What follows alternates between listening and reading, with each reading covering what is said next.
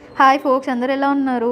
ఈరోజైతే ఈవినింగ్ ఏదైనా స్నాక్ చేసుకుందాం అనిపించిందండి. మోమోస్ అయితే ట్రై చేద్దామని అనిపించి, ఇది యాక్చువల్గా మైదా పిండితో చేస్తారండి. మైదా పిండి మా ఇంట్లో లేదు. అయినా కూడా నాకు ఎలా అయినా చేసుకోవాలని అనిపించి గోధుమ పిండితో అయితే ట్రై చేశాను మోమోస్.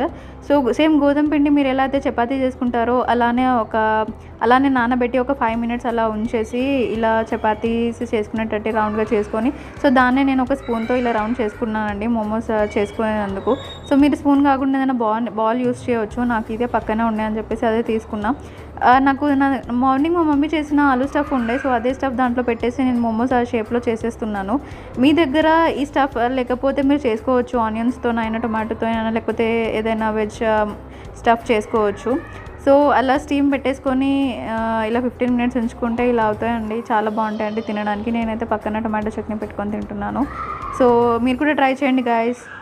మరిన్ని ఇలాంటి వీడియోస్ కోసం సబ్స్క్రైబ్ చేసుకోవడం మర్చిపోకండి.